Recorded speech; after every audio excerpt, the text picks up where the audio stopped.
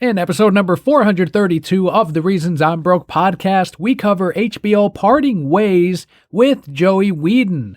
We also have AMC Theaters' reaction to the Wonder Woman 1984's release. As voted on by you, we have The Witcher Fading Memories number 1 for our comic book highlight. All of this and so much more on today's show.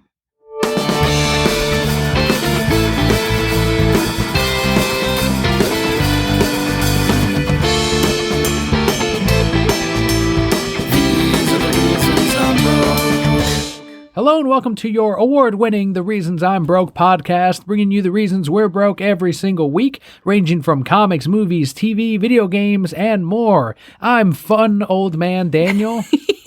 That sounds like someone who enjoys children. You have to go there. Weird. Does it? Does not. No, I do not think of pedo perv James Gunn when I think of that. I am your Emperor Palpa Kelli.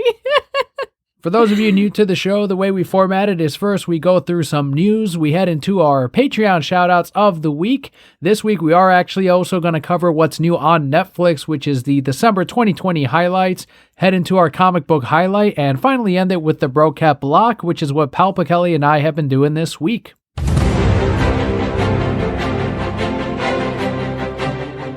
But our first bit of news starts with the big screen. AMC Entertainment CEO and President Adam Aron released a statement to Variety showing support to AT&T for their decision to do a simultaneous release for Wonder Woman 1984.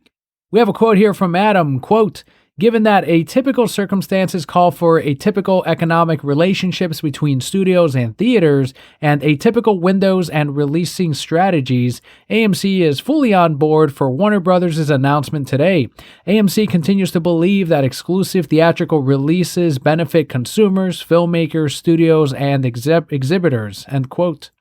All right, Adam, what happened? Because just this summer, you had chosen not to show Universal movies after they decided to do a simultaneous video-on-demand release as well. Changing your tune. I think it's one of those cases of, all right, we are several months down the line after they had made that decision with Universal. When we had covered that, I think we were pretty early on in the pandemic shutdown. Everyone was still in that mindset of by Christmas, theaters will be open again. And AMC were on that same boat. And that's why they were able to go, well, we're not going to show your movies. And now that it looks like it'll be a long time before consumers choose to fully go into theaters, they're going, well, we should probably just play ball with these studios because some amount of money and some way to retain these relationships, time is not on your side on this one.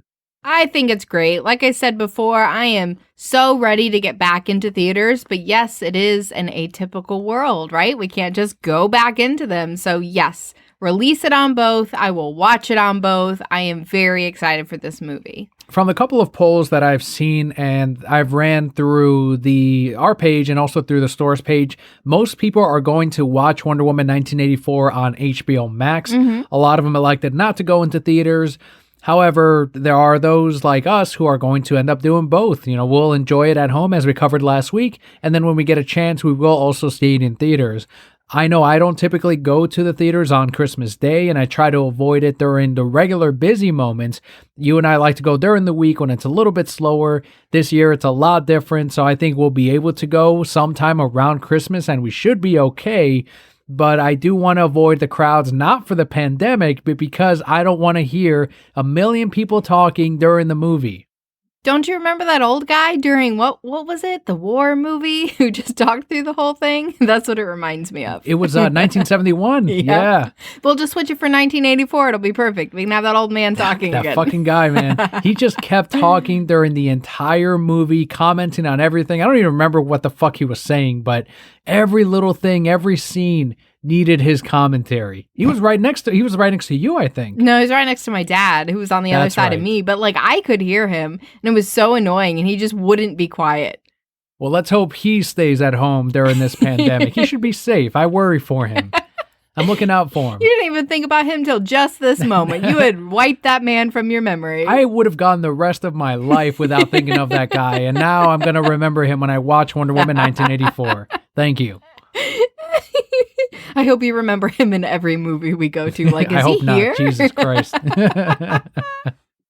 More streaming news, though, but this time it comes from Disney, as in the Disney Plus documentary that they just released, Marvel 616, writer Dan Slott's process was showcased. The documentary painted Slott as a slow and distracted writer with quotes like, quote, "So I know you've got a lot of ideas and very little actually put together," end quote, or, quote, "We use the term work loosely when it comes to Dan," end quote, and, quote, "Dan's terrible with his deadlines," end quote. This documentary also displayed how the Marvel method, as invented by Stan Lee, was still being used by Dan, but it didn't seem to help his deadlines. Christos Gage and other writers often got brought on to help him finish his scripts, and artists and letters anxiously waited for scripts so that they could meet their own deadlines and so that they could get paid. They tried, I saw this bit on YouTube. They have the clips up. They have a lot of YouTubers commenting on it. It was all over Twitter, the different screenshots, and whoever put this episode together put funny music behind it, like, oh, he's bad with his deadlines, and him stammering and him saying, ooh, Twitter, and going back on Twitter. And he is literally on Twitter all day and all night, arguing, blocking people, all of that stuff. And it makes you wonder, like, how you and I talked about Greg Capullo, how he's always on Twitter, always on Instagram, everywhere, but he still manages to get his pages done. He gets his work on time. He is a very disciplined artist, and he's talked about that on Twitter. Dan Slott, however, clearly does not meet deadlines, and whenever it goes past his deadlines, they have to bring on these other writers, which I did not know is how it worked, at least with Dan Slott. And that's when they get desperate enough to, all right, we need to get someone else on here because we need to get this book out. And a lot of these artists that they showcased, the letterer that they showcased in this documentary, they looked tired, they looked stressed, they looked exhausted, and they're literally just doing everything they can except what up to the point that they can of Dan Slott and waiting for his scripts. And you can see the guy, he's got a Christmas tree in his living room. And it's meant to be like, oh, he has to work during Christmas. And it's like, no, he has to work during fucking Christmas. And it's fucking terrible. And Dan Slott is not painted in a great light. He's since gone on Twitter and said, look, it's a part of the process. And other artists have said, yeah, he never meets his deadlines. However, and he was talking about how some of that was played up for comedic purposes. But you can tell which parts are made up bits because there's ones of him rushing into the office and banging on windows. Obviously, that's all set up. But the conversations that he's having with the editors are real. You see him stammering. You see them telling him to his face, you don't get the work done on time. You have all these ideas, but none of it, very little of it actually gets put on the page. That's insane. Now, but I do want to question, what is this Marvel method? Did he just go throw shit on a page and send it out? Well, it's funny. I'm glad you brought that up because that's where a lot of this friction came between him and Jack Kirby. The Marvel method is essentially putting the ideas out, framing the story, and letting the artist put the panels together, sometimes put the word bubbles together. And they like to paint it as Stan Lee working with the artist in the same room saying, and then Thor does this, and then he does this. And the artist's like, all right, cool, and drawing it down. But in reality, Jack Kirby kept talking about how he should have received more pay and more credit for all of these characters and all of this work, whereas instead he got his artist pay, but then Stan Lee took pay for writing, the lettering, editing, and all these other positions, whereas the artist just got the one. And that's where Jack Kirby and Stan eventually ended up parting ways. He went to DC, he created the New Gods, Darkseid, all of that stuff.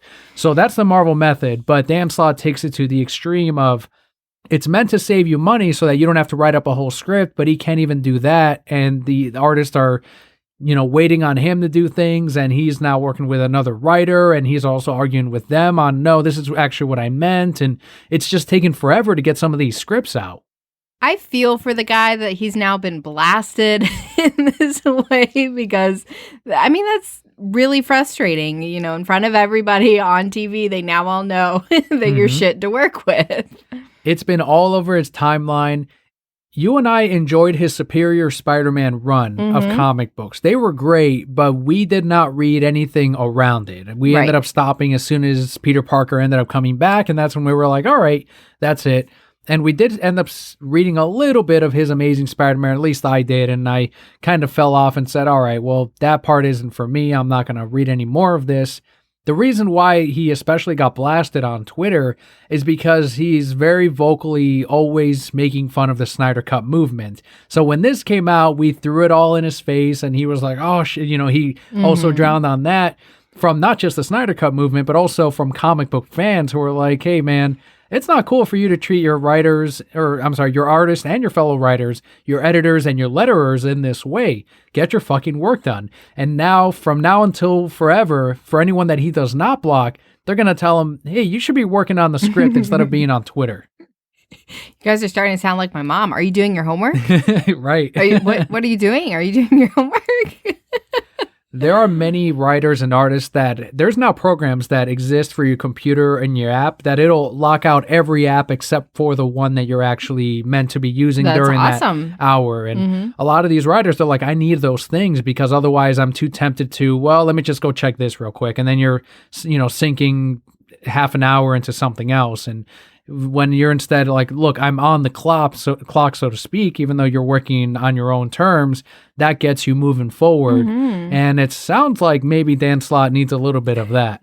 Well, we've even heard from other, writers, artists where they have to have a separate room or a separate building they have to go to actually be able to focus and get these things done. Because I'll tell you, if I was working from home, I probably would not be able to concentrate. I would be, let me just check this. Let me throw in the laundry. Let me do this thing over here. And it would just be, I would never get anything done if I had to work from home. There was this amazing graphic novel art book that from Inside Edition called Masters of Comics. And that one highlights especially what you were saying, where some of these artists are used to going somewhere else to work. And that's exactly what you were saying, where some of them will actually rent out an office somewhere to just so that they go somewhere to work. And then they get into that mentality. And then they also cover the opposite side of people who are like, no, I can't go into an office. I have to be at home when I do my work. And then others will go into a cafe or wherever. So it's really interesting to see every person's method is a little bit different. My favorite author, she goes into a cafe to write, or she used to, right? Always go to a cafe to write. She always posts Facebook posts that she's so awkward when she's writing the spicy scenes because she feels like people are reading over her shoulder. She's like, they never are, but I'm always just concerned about it. She needs one of those business laptops where it's blurry on the sides of the screen. You can just put a shield over it. That's what a lot of people do. Yeah, but then it really looks like you're trying to hide it from everyone. I guess. Well, Dan Slott, I hope he gets his shit together. I don't know why I just thought you're protecting your laptop from COVID. And just because I was just passing a restaurant and I saw those clear shields in between each table. And I was like, that's kind of overkill. But that's exactly what I pictured when you were talking about shields. That's how you know this episode's in 2020. I don't know when people are listening to this, but this is definitely a 2020 episode. Can I tell you, I was watching, I don't know, some Christmas movie, which was trash. It was not good, but whatever. I watched it. And the people came into the hospital and nobody had on masks. And I'm like, what's wrong? I'm now in that part, that stage of my life of the year where if I go anywhere except my house, so even our parents' house where I don't have to wear a mask to go in, but I feel weird walking in without a mask. I'm not at that stage yet, but I'm curious to know if we're going to start seeing a period of let's say a year's worth of shows or movies in which the characters are wearing masks. How long until we start seeing the COVID jokes in sitcoms? Oh, it's going to happen. I'm sure, especially ones that are, and I don't watch them, right? But ones that are more modern and supposed to be kind of real life, what's going on right now. Oh yeah, for sure. You're going to see all those kind of things in there. Well, here's something that you can absolutely see right now in the California city of Burbank, where they have partnered up with DC for a 7.5-foot Batman statue that is now on display in their downtown area. So a life-size Batman statue. Batman's 7.5 feet, right? The 600-pound statue was digitally sculpted by Alejandro Pareda Escurra. That guy, based on the DC Chief Creative Officer and Publisher Jim Lee's seminal Hush arc of Batman. So we all know that Batman. I didn't even have to see the statue and I heard this and I'm like, oh yeah, that Batman. This book had writer Jeff Loeb, inker Scott Williams, and colorist Alex Sinclair. DC has been based in Burbank for the last 5 years after moving from its hometown of 81 years in New York City. I want to go see this statue. Me too. There's some great pictures of it, and it looks incredible. I don't know what goes into a digitally sculpted statue. I don't know what the difference is. I'm ignorant in sculpture statue building, but I will tell you this looks exactly like a Jim Lee drawing brought to life and made into a goddamn 600-pound statue. It is perfect. Is there any way you can like drape yourself in his arms like when we go see this and take pictures, so you'd be like, oh, Batman. I hope it's fucking Batman. I hope that has 2 guards 24/7. I don't want anyone pulling a BVS and putting false god on it. Maybe someone that's like a hyper Superman fan and anything trying to recreate BVS. Okay. I think you were the only person who thought that. I'm honestly afraid of it getting you know how people are. They'll vandalize that shit. I don't know if there's any riots going on out there, but that's something that I'm assuming not. I don't think they would have put a statue right there in that period. Where, I'm waiting for you to get up and be like, I got to go protect this thing, Kelly. And like, you're gone. You're like thinking of all these things. Like, I'll just guard it. It's fine. I'll just stay here. I'll just bye, Kelly and Leo. I'm just going to live here. Sir, you can't guard the statue. Well, I'm just going to hang out in the area then. Just keep a lookout for non-statue guarding stuff. The 2 guards who are guarding are like, oh, this guy. This guy again, yeah. I come in with a uniform that's not as good as theirs, but it's like I tried to resemble theirs. I wanted to like clearly be like a target, like generic cop uniform, and then you've stuck like a patch that keeps falling off when you're talking to the guys. It reminds me of those lawyer commercials where they have not an actual officer and it has someone in a police officer uniform. Yep. Oh my God, that's you now protecting this Batman statue. Anyway, so cool. I really want to go out and see this statue. That is on my bucket list now because who wouldn't want to see a life-size Batman statue? Florida needs its 600-pound DC statue. Shit. If Florida ever built a statue, it would be of that guy holding the cigar, ripping the alligator's mouth open to save his dog. That would be the statue you would get. You know what? I'll take that. If we can't have Batman, we'll take the old man cigar saving the puppy from the little alligator. So sweet. I was so proud of him. Did you see his interview? I didn't watch the interview, but I heard the reasoning was when they're like, why'd you jump in there? And he pretty much said, look at the puppy. It's cute. It's beautiful. And he just jumped right in. He said he didn't even think about it. It was all instinct. Yeah, that's what he was in the interview. He's like, nah, I just jumped in and just like, he's like, fucked up my hands, but it ripped open this alligator's mouth and saved my puppy. Some tweets were like, this is the Florida man headline I've been living for. It was so cool when it popped up. I was like, fuck yeah, that'd be me, like saving my dog from this alligator. When I first saw it, I was like, what's in his mouth? And then I realized it was a cigar. So he just kept that shit, didn't drop it. Yeah, it got all wet underwater, but he kept that in, saved the cigar, saved his dog. He got hurt in the process, but whatever. That alligator must have been fucking scared, though. As soon as he pulled him out of the water, you're like, yeah, it was hanging on to the puppy, but it's like, what the fuck is happening right now? This never happens. I've eaten so many dogs, and this has never happened. All right, so that's the statue we'll get. Can it be next to the Batman statue? Batman also... Oh, can it be Batman ripping the alligator's mouth open? Is it Killer Croc's mouth? No, it's that one from the Sewer King. Gotcha. Yeah, that'll work too. That one. Okay, perfect. Saving Ace the Bat Hound. Figured it out. Batman statues and more positives from the world of AT&T as HBO has confirmed this week that it is parting ways with the creator, writer, director, executive producer, and showrunner of the show The Nevers, Joss Whedon. So long, Joss. So long, Joey. So long, Joseph. Good fucking riddance. And thank you to Brian Schaup at Mogo Broquette for sending this story over to us. I probably would have missed it, and I did not want to miss this shit. HBO will nevers work with him again. Those are better jokes than whatever the fuck Joss Whedon put in the Justice League or MCU films. So HBO said in a statement, quote, "We have parted ways with Joss Whedon. We remain excited about the future of The Nevers and look forward to its premiere," end quote. That's as cold and non-detailed as you can put that shit. Whedon said in his quote, "The level of commitment required moving forward, combined with the physical challenges of making such a huge show during a global pandemic," end quote, as being a major factor in his decision. I mean, also that pink slip from HBO was probably probably an indicator there, Damn too. right. Damn right. They That's a didn't huge let me go. win. I left. I wonder if anything else came out of that Ray Fisher investigation. I wonder. Wonder who else spoke up on the set of Justice League. I wonder if a little something there moved forward. I wonder if somebody spoke up on the set of the Nevers too and that's a good one. said, here we go. Could be more, or maybe someone from his past on the show of Buffy. So you've got now Joss Whedon being handed that pink slip. You got Jeff Johns seemingly now doing work for someone other than DC for the first time in over a decade. Shit is happening, everyone. This is not I better just get my hands off Joss and Jeff just in case something comes out of this. Companies don't do that. No. They don't do that, and they know something that hasn't been made public yet, and this is exactly the start of that, of the House of Cards falling apart, although I do like Kevin Spacey, and it's because I love that show, but let's not talk about that. Whedon, so long, don't work in this industry anymore. This is great bit of news. When I saw this come up on the news, I was like, oh man, Daniel's thrilled.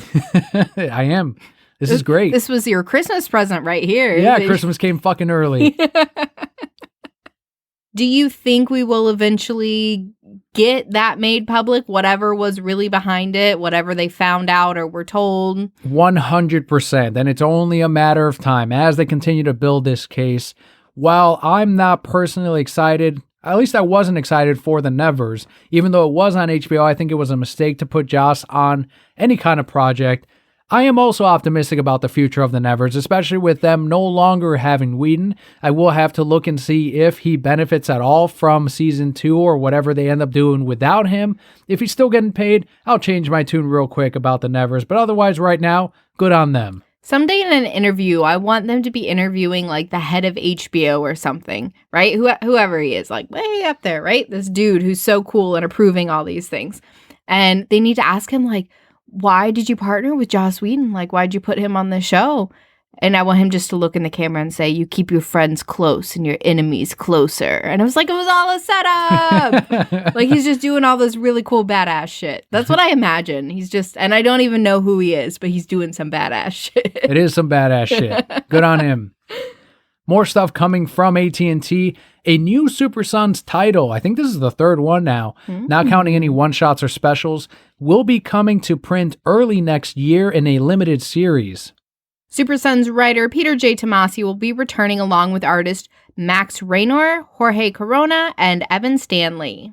Tomasi said in the announcement, quote, "Stories about John and Damien at this time in their lives allows me to tap back into those early years of my own life of being a crazy kid while also allowing me to mine the fertile ground of my own son's current adventures," end quote. I think that's amazing. I know we really enjoyed this series. I really enjoy the dynamic between the two. And there's stories that I'm going to want to share with Leo when he gets a little bit older because I think he will really dive into them as well.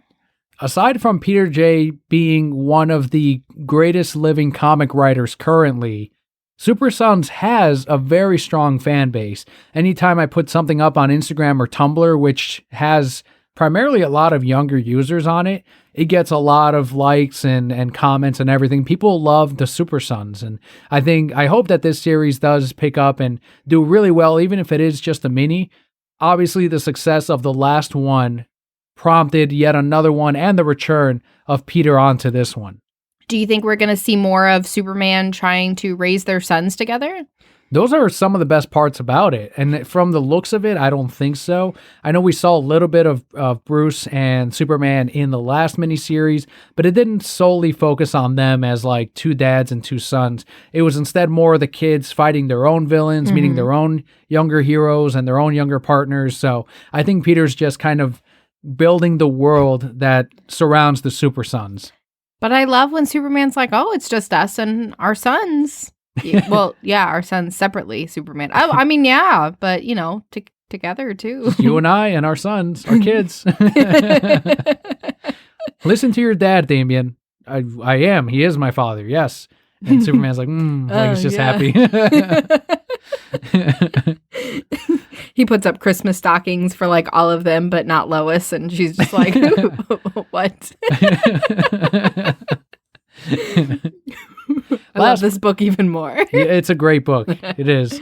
Last bit of news this week, we have the results of the AFSP Snyder Cut Darkseid t-shirt campaign, which ended at $32,485.90. Amazing. In addition to that $32,000, the Autumn Snyder AFSP campaign is currently at $29,000 of its $50,000 goal, so a little over halfway there.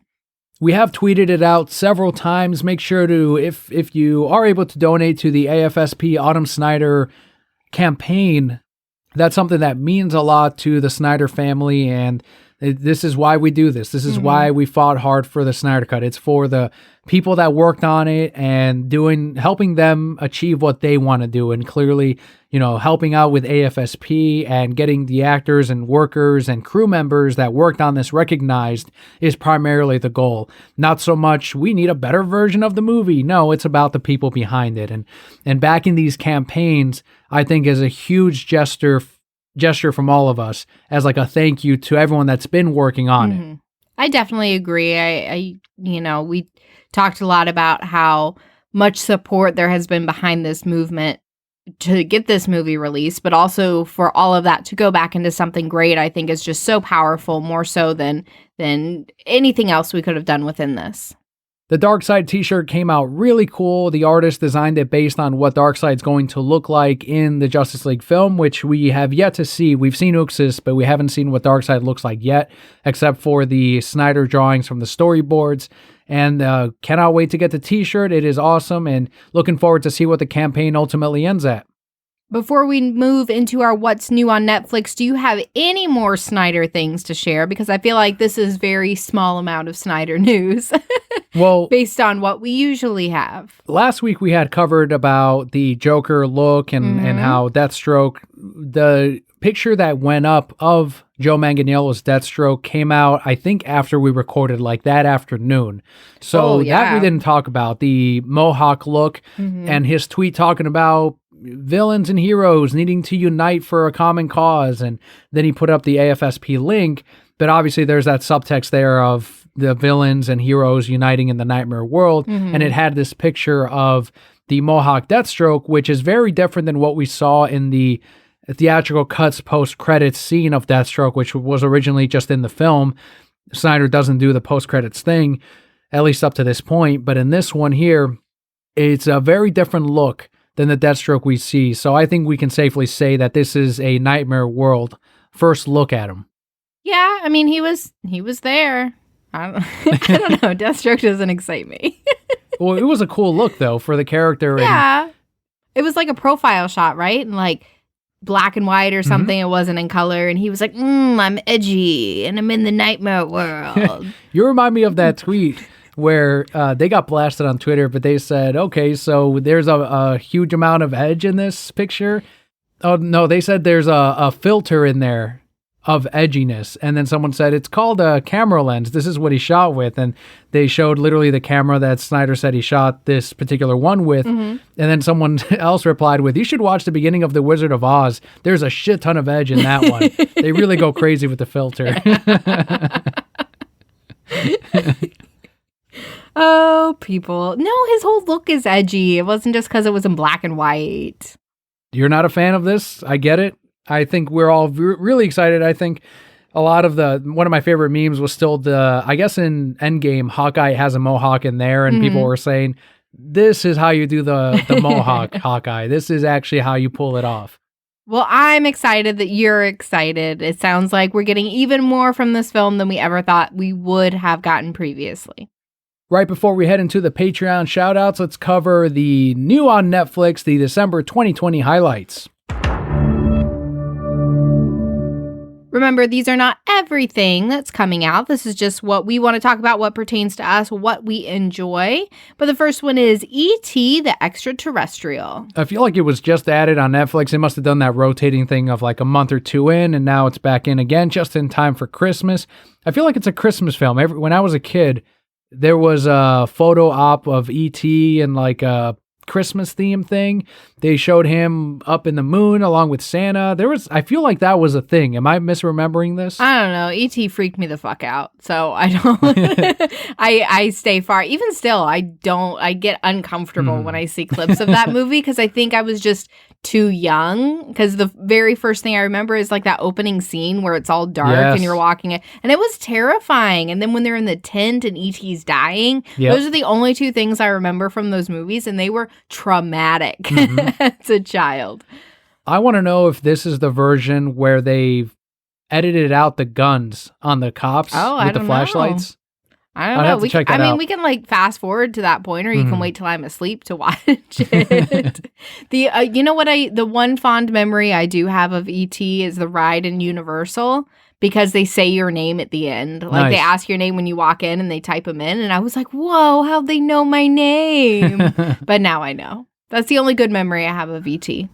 Also heading back into Netflix, Jurassic Park 1 through 3. Yes, these I do like. I love Jurassic Park. Gotta keep those on Netflix. Those are awesome. We also have Tyler Perry's Medea's Big Happy Family. All of Tyler Perry's Madea movies are great. Make sure to watch them. Now you have no excuse. There's one on Netflix. We also have Pokemon Journeys Season 3. I still have to finish Sun and Moon, which was awesome, but Pokemon Journeys, the latest one, it's only on Netflix, or at least it's an exclusive streaming to Netflix aside from whatever they air on TV. But this is how kids are keeping up on Pokemon. They're watching Netflix, they're watching all of these different Pokemon shows, and honestly, it's really smart of the Pokemon company to, instead of opening up their own streaming service or anything like that, they are putting it on the platform that's the largest one right now. Is this the show that implied that Pikachu was once a Pichu? No, yes. It's a fake You're show. like, fuck this show. It's a fake trash show. This next one goes out to my fellow Mexicans and Mexican Americans. Selena, the series. This is a biopic. Is that what they call them? Where it's like a dramatization of someone's life. Yeah. So they are aiming at my audience in a way. I'm shocked people. I mean, Selena was huge and that was a massive case and that was a huge deal. But I'm curious to know how well this does. Mm-hmm. If we as a people have kind of moved on from that, or if it's like, no, yeah, let's go back and see this dramatization. They did it once with the J-Lo movie. They might have done it a few times since with documentaries or whatever, but let's see how this does, especially from Netflix. I feel like I see every once in a while my Facebook will blow up with Selena things. Okay. So I do think that she's pretty popular still, or people are still very interested in, continuing to celebrate her memory. So I think it'll be more popular than we think. So this is a new show? Biopic, I don't know if it's a series. Okay, I guess they said series. So yeah, it's a drama series on her life, and I'm assuming up to her death. Okay, cool. Next we have the Jeopardy collection. I feel like game shows aren't really a huge part of Netflix, but anytime I see that they're on there, I don't know why. I don't know if it's just nostalgia, but it makes me happy. It's like if they were to add like the People's Court or Maury on Netflix, my I'd be like, goodness. oh, that's cool. Like, Oh, my it's like goodness. a window to my childhood. I didn't watch a lot of Jeopardy, but I feel like now I'd want to watch it and try to answer the questions and realize how stupid I am.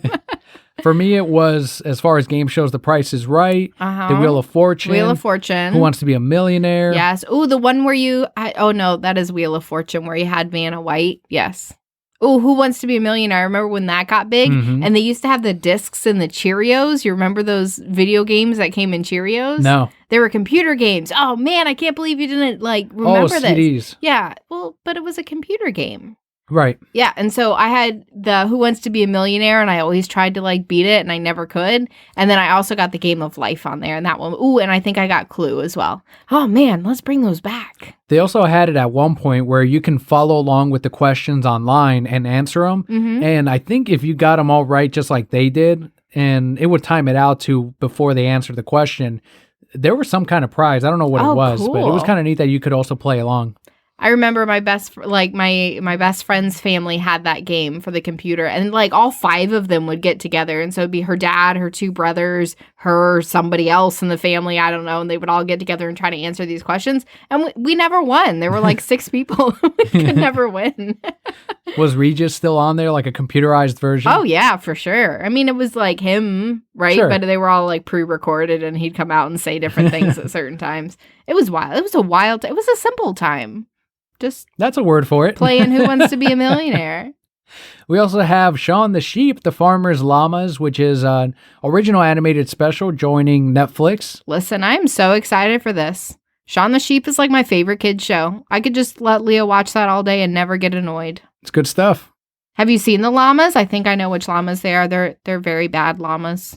We're going to find out. No, I haven't seen them. They're like a bunch of drunk frat boys if they're the same llamas from the show. Last one on this list is The Chilling Adventures of Sabrina Season 4, which is the final season. This show definitely was not for me, but I know that you really enjoyed it when it first came out. Well, I watched the first 4 or 5 episodes, and then I think I was watching Riverdale at the time, and I went back to Riverdale, and I never came back to Chilling Adventures. I know the comic does pretty well for what it is. You know, a lot of these TV show-based comics don't do great, but Sabrina had a type of sales streak where while it first came out, there were some sales, but since then, a lot of people, especially female readers, have asked for Sabrina comic books. So I've been able to sell the trade, and I think I'm almost out of all the back issues in the bins. That's amazing. I wonder what the uptick was. Probably just Netflix, people catching up on the seasons. Is it something you think you'll go back and watch a little bit more now that you know, like, it's over, you can just finish it off? I might give it a shot. The thing is, I really want to catch up on Riverdale and especially South Park. I think we're 2 seasons behind on that. Plus all of the other amazing programming on HBO Max. Like I just started The Fresh Prince of Bel-Air and I've been enjoying it. Oh, you need to talk about that on the Brocat Block. I'm excited I will. to hear what you think about it. But there you have it, everyone. Those are our highlights for what's new on Netflix. As you mentioned, the full list for December 2020 will be online. Next week, we will cover what's new on HBO Max. And now we can dive into our Patreon shout-outs, our thank yous to everyone who helps make the show possible.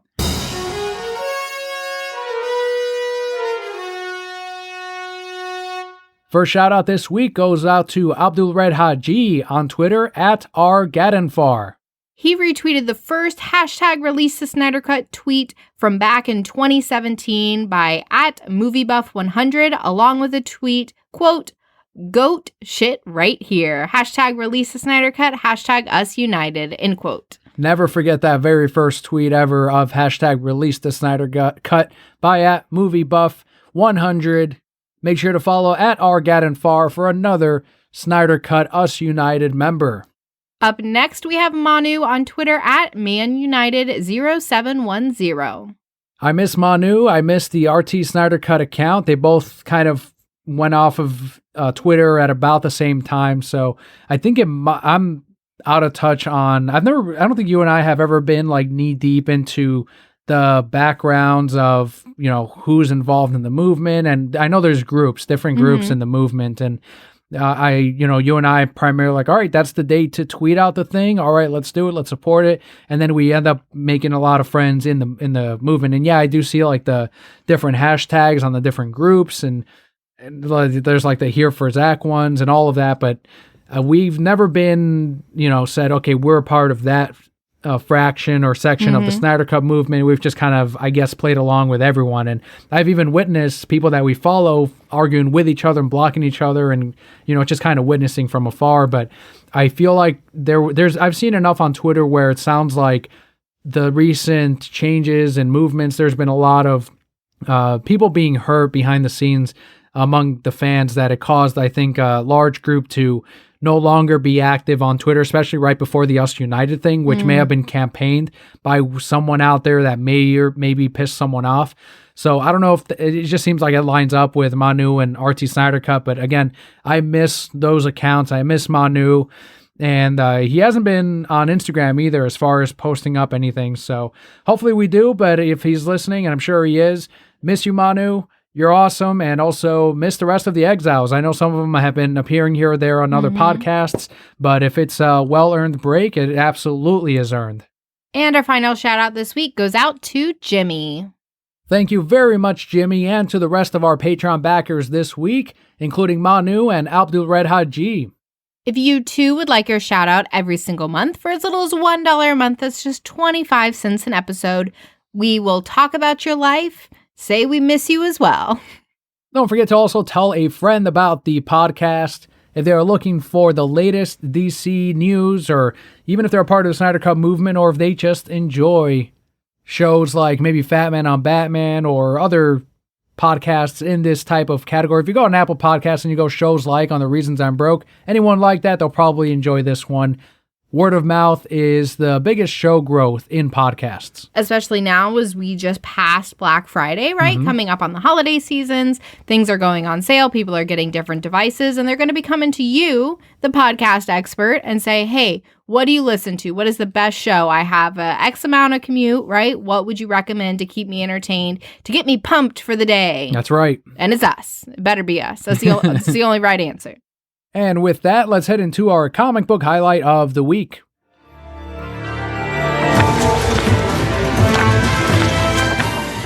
As chosen by you, we have The Witcher Fading Memories, number 1 of 4. This is written by Bartosz Stybor with art by Ahmad Mir and colors by Hamidreza Sheikh. I'm happy that was you and not me. So I've been like, some people. I probably butchered most of that. It's all right, though. I gave it a try.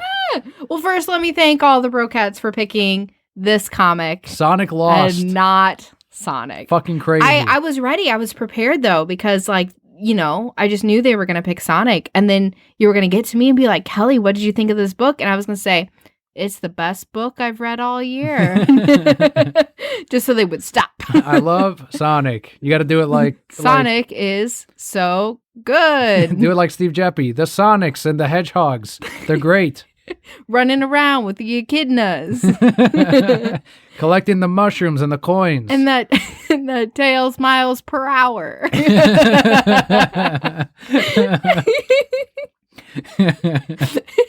This hard-boiled egg man. He's so cool. But thankfully, I didn't have to do that. I did not have to lie to all of you today. I was shocked The Witcher won. I'm happy that, and I didn't even vote. Didn't even have to vote to get The Witcher to win. Didn't have to skew the poll. I didn't. Or be the deciding factor. I would have. There would have been a recount if, if Sonic had won. I think this came out at the right time because this one is a returnable one to shop, so I was able to order up on it, and it seemed like several people were asking about it. They're like, I like the show.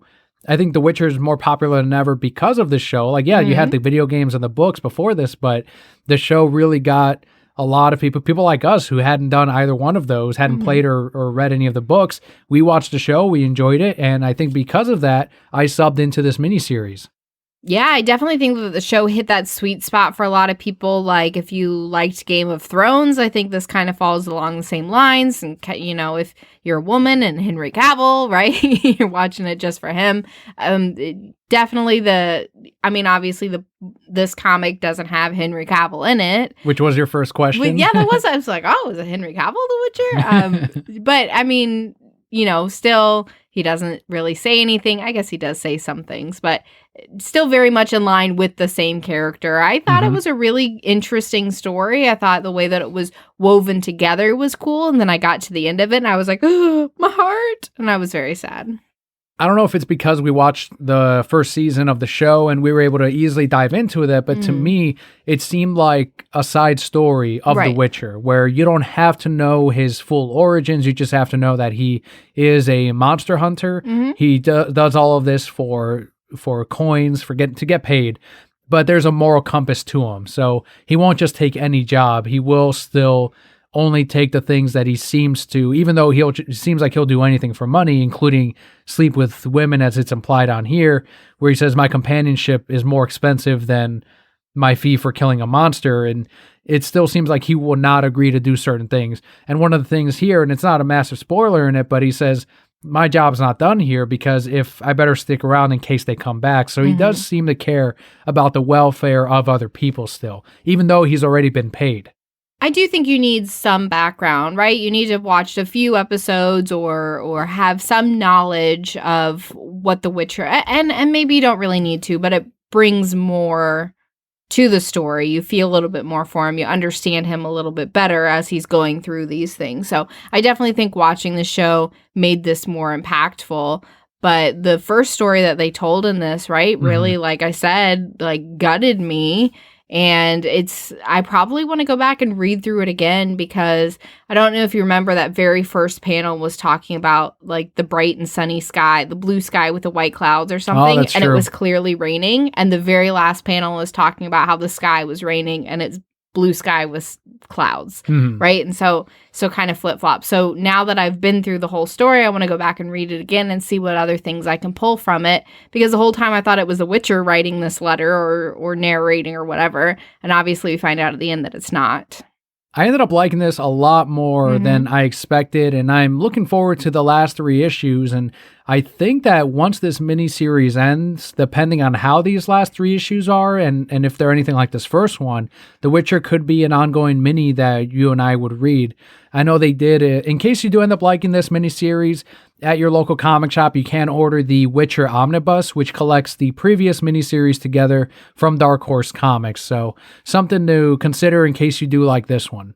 I definitely liked it. I'm excited to see where it goes. Much deeper, I guess, and more heartfelt than I was expecting it to be. And it's really cool because the cover A of this first issue has the local comic shop day logo on it. When I was doing the check-ins on Tuesday, I was like, oh, this is the local comic shop day variant. We didn't order any of these, but I'm missing my cover A's. And it took me a while to figure out because I was counting 1 million books. And finally, when I went to the end and was going through my overages and damages, I was like, this one is... Let me scan it because I couldn't find it in when I was reporting it. Scan it into Diamond and find out that it's the A cover. Click on the picture. Sure enough, the A covers all have the local comic shop day thing on there. So I don't know if this was originally intended to be a variant. No idea. Or if it was just they slapped the logo on all the covers for cover A and they're like, let's just make them all the variants. Whatever it is, it's just kind of cool that it ended up being that way. But that wraps up our comic book highlight for the week. Thank you for voting. Thank you for not choosing Sonic the Hedgehog. I mean, Sonic the Hedgehog, he's my favorite little blue friend. That little blue bunny running around. He was originally a bunny when they made him as a concept. Now I don't sound ignorant. You sound like a super fan. I think you know more than, yeah. Oh, shit. I'm done. We're done. Done with the show. On to the Brocat block. As we head into this final portion of the episode, I do want to remind everyone the poll goes up every Wednesday morning at about 8 a.m. Eastern Time as far as the comic book highlights. If you are in our Discord lounge, you get that alert every Wednesday morning as well with a direct link to the poll. I had talked about Fresh Prince of Bel-Air. I've finished 2 or 3 episodes by now. I want to get to all 4 seasons before I watch the reunion. I think it was 6 seasons, actually. 6 seasons. And I think I wanted to jump right into the reunion exclusive to HBO Max, but I won't get any of the references or any of the throwbacks unless I've seen all of them. And so far, I've enjoyed enough of the show. What's your experience with Fresh Prince? I had not watched this in years, but it was one of those shows that came on Nick at Night or whatever. I don't even remember which. I think it was Nick, right? Anyway, it was one of those shows that came on like after I should have already been asleep. My parents expected I was probably asleep, but I had just gotten a TV in my room, so you better believe I wasn't asleep. Anyway, I would just stay up too late watching it, and there's very few moments that I really remember from the show, but I remember as a whole really enjoying it, and I thought it was funny. And, you know, now that I'm older and I'm seeing different articles and clips about it, I'm realizing how much was really packed into this show that, you know, people could take away or relate to, or some very heartfelt moments. So it's something that I would love to watch as much as I can with you to really get more out of it than I could. I was like 13 or something. It was a very long time ago. It's not a show that I grew up on. I was more on Family Matters, and when I got older, The Wonder Years, actually when I was really young, The Wonder Years too, but I kind of rediscovered that as a kid because I watched it when I was like really young. My mom would watch it, but no, Fresh Prince was not one that I caught. I watched more Jeffersons than I did Fresh Prince. Like, I have very little experience. Ever seen any of the Jeffersons? My aunt loved the Jeffersons. Whenever she would visit from Mexico and stay with us for a few months, she would watch the Jeffersons at night, and I would sit and watch it with her. So I really liked the Jeffersons, but I never knew what the premise was even on Fresh Prince. Like, I didn't know that it was him living with his, I guess, rich relatives is what I'm getting from this so far. And hijinks, you know, with his own behavior and their behavior, but then they're kind of understanding each other and learning from each other. There's, I think, episode 2 where they talk about Malcolm X. And how even though he feels like there's this deep disconnection between him and his family, they actually have a deeper connection that he thinks. And yeah, the economical divide is huge between the two, but as you continue each episode, at least so far, they're each learning from one another as we are as well as the audience. And that is something that I do remember, going throughout. He does feel like he doesn't fit in with this side of the family, but you grow to discover that, and I guess that's not really spoiling it, but Will Smith's character never had a father figure. His dad was never around, and so he doesn't really even know how to communicate or relate to his uncle in that space at all, in that way, and his uncle doesn't really know how to connect with him in that way either. And so they're trying and they're butting heads while they're trying to do that, but there's still that want and that need to be that, that son, that father for each other. And yeah, there's the clips that I've seen, there's a pretty powerful episode around that. So I can't wait to get to that moment. But yeah, you have amazing things that come out of the show, like the Carlton dance. Do you know the Carlton? Yeah, everybody knows seen the that GIF, one. Yeah. And then there's the song that goes dun dun dun dun, that came out of that show. And there's an episode that I love where his Aunt Viv, is that who it is? Where she decides, she's been this mom and all these different things for so many years, so she wants to be a dancer again, and so she goes back to this class, and everyone's like, "You're old, you can't do shit," and then she proves them all wrong, and she's awesome. Those are my favorite moments that I just remember and always refer back to, and just enjoy watching those clips over and over again. Wow, you know a lot. You know as much about this show as you do Sonic the Hedgehog and his origins. And the hard-boiled Eggman, and the Miles Tales per hour, and the Knuckles the child. Outside of that, though, yeah, I'm trying to dive more into HBO Max. The store is really ramping up into the holiday season. We'll definitely have more of that next week as we go past Thanksgiving, Black Friday, when we have all of that compiled together, we will cover it next week. How's your week been, though? My week has been pretty good. I guess one of the most memorable pieces of it, and I haven't told you about it yet, we were at Baby Gym today, and there was just this very outgoing mom there. And we were talking, and I commented because her kid's outfit was so cute. It was like a little monster outfit. I'm like, that's adorable. And she's like, yeah, we're really a Marvel family. So when he was born, we were like, yeah, Captain America and Thor, and he's obsessed with monsters. And I was like, oh, yeah, we're a DC family. So, we were like, oh, yeah, Batman, and he just wears Paw Patrol all the time. And she's like, oh, so you're the enemy. And I was like, whoa, that was not where I was going. No, she got that right. So we talked for a little bit, but I was like, the enemy? What? Yeah, tribe mentality. So, yeah, that's but right. It was, yeah. So Country anyway, divided. So that was interesting. We could relate on that. And we talked about that, a little bit more.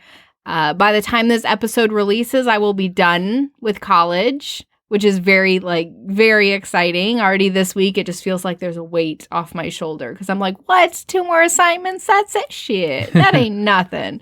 So that is probably the highlight of at least the last 6 months for me, right? Is pushing through all that, especially through COVID. It was not easy. There were many times where I was like, I don't need this. Let me just stop. But to be able to push through, and I'm here at the end, I will probably cry when I get my diploma in the mail. So I can see that, yeah. It'll be fine. Psh, whatever. Just cry a little bit. So there was that. I feel like something else happened this week. I mean, my store is still doing great. Not as busy as we were a few weeks ago, but of course, as we get into the holiday season, it'll ramp up a little bit more. But it's still doing great. Still the fastest in the Southeast, 4 weeks straight. What? Being asked to be on a lot of calls with a lot of different people, which is exciting. I'm just having to wrap my mind around the fact that I actually know the things that I'm talking about, because I'm still just kind of like, why me? Right? There's other people who have to be more knowledgeable, but this is something I just have to work through.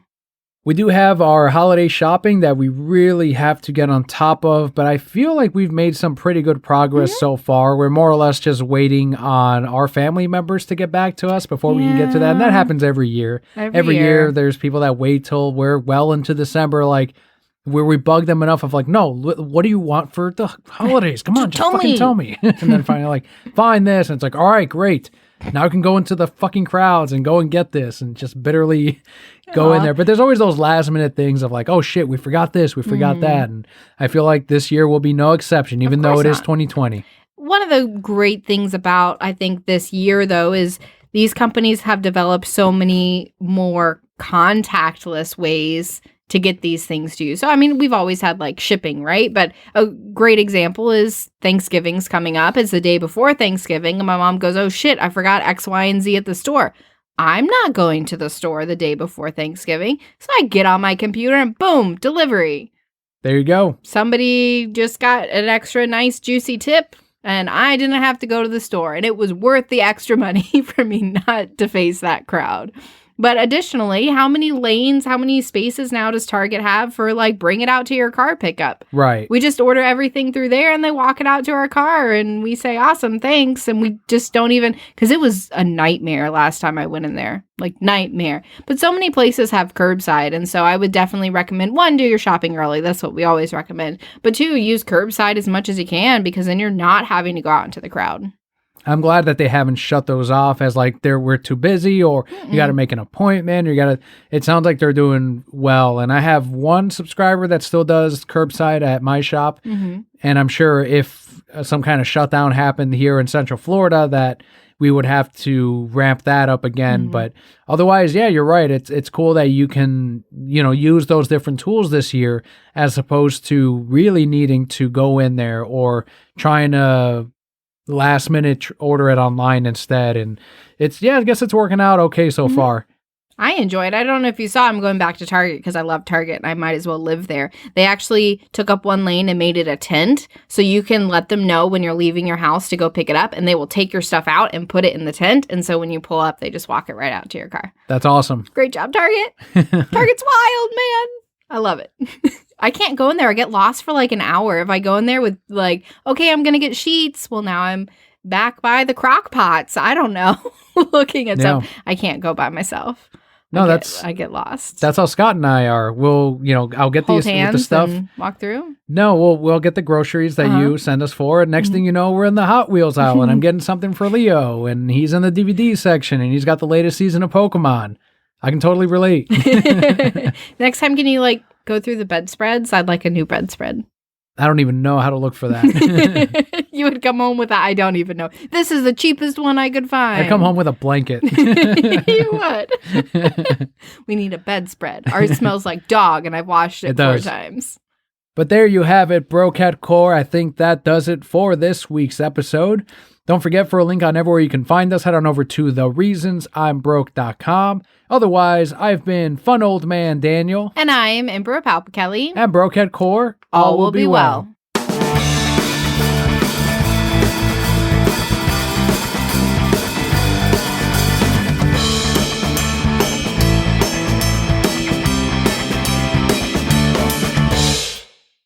So this week, I reached the epitome of crazy dog mom. All right. Did you adopt another one? No, don't tempt me because I've been looking. I really want another dog. Anyway, regardless. So we started buying her that like fresh pet food, right? And she turned up her nose to that too, doesn't want to eat it. So I looked up dog food recipes on Pinterest and I've started cooking her.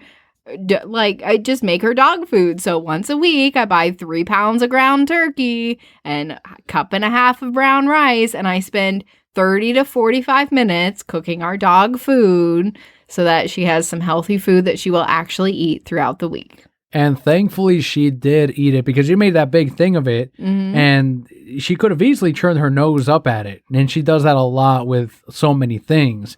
But she fucking looks forward to it and she eats it and she finishes it. And it sounds like she's asking for more because she will lick that plate until there's nothing. Yeah, she'll like carry her bowl around the house and everything. It's wild. So she does really enjoy it. Things I've read that's way healthier for her than whatever they put in dry dog food and all these different kind of things. And yeah, listen, if it keeps her healthier and she eats it and she enjoys it, then I guess it's worth it. I kept joking like, all right, well, we've got enough here to bring some to Thanksgiving dinners. I mean, it's turkey and rice, so perfect. It's perfectly edible, right? Except I left all the fat in there. Well, we're in the South. Gross. It's fine. It's true.